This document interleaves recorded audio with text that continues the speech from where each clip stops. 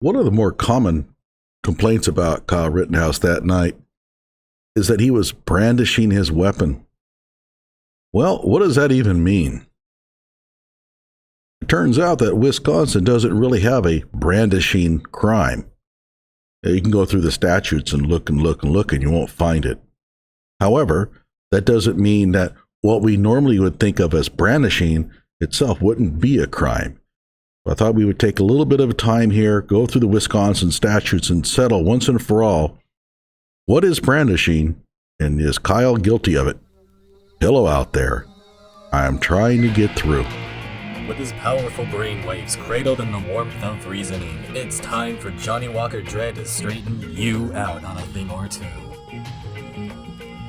Emanating all the way from exciting Las Vegas, Oklahoma, it's the Johnnie Walker Dread Show. So we all know about Kyle Rittenhouse. He's walking around, he's got his gun, he's walking around like a big man, as people like to say. That's a dumb argument coming up, by the way. And the question now becomes, well, was he brandishing? What does Wisconsin say about brandishing? Well, that's spelled out in the statutes in 2 locations. And so we're going to take a look at that now. On the lowest level is 947.01, disorderly conduct. It says here, whoever in a public or private place engages in violent, abusive, indecent, profane, boisterous, unreasonably loud, or otherwise disorderly conduct under circumstances in which the conduct tends to cause or provoke a disturbance is guilty of a Class B misdemeanor. Now, a Class B misdemeanor is like the second most serious misdemeanor there is. A Class A is more serious. Now, let's go ahead and read 2. Unless other facts and circumstances that indicate a criminal or malicious intent on the part of the person apply, a person is not in violation of and may not be charged with the violation of this section for loading a firearm or for carrying or going armed with a firearm or a knife without regard to whether the firearm is loaded or the knife is concealed or openly carried. So in other words, just simply the act of carrying a weapon around is not disorderly conduct. And it doesn't matter the age. It doesn't matter whether you're carrying the rifle legally or not. The actual simple act of carrying a rifle in public does not amount to disorderly conduct. And they're saying it very clearly here. So what could be considered disorderly conduct in the use of a weapon? Well, I had to think about this a little bit, but, first of all, the actual weapon itself would have to cause some sort of disturbance, okay? And again, remember, just simply carrying the weapon around is not disorderly conduct. And I'm thinking that maybe there might be some special circumstances where you might have a special audience that is easily, they say, spooked by the appearance of the weapon, and the way that you carry it may come across as disorderly. Now, keep in mind, we're not talking about when you point the weapon at somebody. That's a different charge, and we're going to talk about that in a moment. But I could see maybe a situation where the carrying of the rifle itself amounts to disorderly conduct because of something you do with it, but not actually directly threatening somebody. Okay, so let's take a look at another statute. 941.20, endangering safety by use of dangerous weapon. Whoever does any of the following is guilty of a Class A misdemeanor. Endangers another's safety by the negligent operation or handling of a dangerous weapon. And they also talk about carrying the firearm while you're intoxicated and on drugs and things like that. That's like the rest of those statutes. But here it is. Endangers another's safety by the negligent operation or handling of a dangerous weapon. Okay, let's go down to subsection C. Except as provided in subsection 1M, intentionally points a firearm at or toward another. Now, what's in 1M? Well, 1M creates cases where it's not just a misdemeanor. It would raise the actual offense to a felony. If you go back to the top, it says here, whoever does any of the following is guilty of a Class A misdemeanor. So there are some exceptions that actually raise the charge up to a felony. And they're saying that pointing a weapon at somebody itself is a Class A misdemeanor. We'll read it again.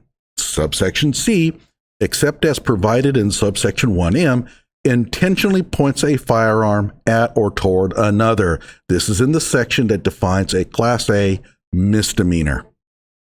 Now, what's in 1M that would make it a felony? Okay, pointing the firearm at a cop or a firefighter or an emergency medical service person would raise this to a felony. Discharging the firearm into a vehicle that the person knows is occupied, or it could be like a building.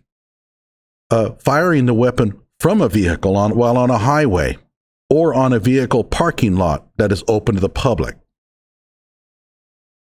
Okay, so can we summarize Wisconsin law in terms of brandishing? Well, there are two laws that could come into play. One is disorderly conduct, and the other one is endangering public safety. The claim is that Kyle was actually pointing his rifle at somebody. That would be endangering public safety, in this case, a Class A misdemeanor. And you might think, well, okay, we got him now because Mr. Yellow Pants was making that claim. However, there's a problem. Kyle hasn't been charged with it. Why? I mean, it's been 10 months. I'm sure that if they were going to find Mr. Yellow Pants and get testimony from him, they would have been able to do that by now. So the prosecution must either not know who this guy is, or they have already interviewed him and thought, oh yeah, his testimony won't hold up in court. One of the reasons why it might not, he might have a criminal background. And if his criminal background has a lot of what we call crimes of honesty, then the defense will destroy him on the stand. And there's no point in putting him up there. You can actually make your case look worse by sticking somebody up there like that than if you just leave him in the galley. Keep in mind, the jury is stocked with people from Kenosha who have been affected adversely by a lot of rioting. If he's been charged, for example, with rioting in the past, that could raise a problem for the prosecution. And if he's also been charged with, for example, robbery, theft, perjury, or any other litany of crimes of dishonesty, that also raises a problem. So, was Kyle brandishing that night? There's no evidence of it. There's nothing on video that indicates that he was brandishing, as we would come to know the term. And we have lots and lots of footage of it. All we have is the testimony of one person who made the claim, and frankly, Kyle not being charged by now with it kind of raises doubt about the credibility of those claims. Would it matter? No. And the reason why is you would have to show that Kyle not only brandished, but he threatened Joseph Rosenbaum. Keep in mind, it's Joseph Rosenbaum that's the victim here, alleged victim. Provocation would have to involve actual Rosenbaum, not somebody else. If Kyle pointed his rifle at Mr. Yellow Pants, why would that provoke Joseph Rosenbaum into attacking Kyle? Furthermore, the fact that Kyle fled sort of negates it all anyway. Whether or not Kyle brandished his weapon in Kenosha that night is probably irrelevant, and the judge probably wouldn't even allow it in.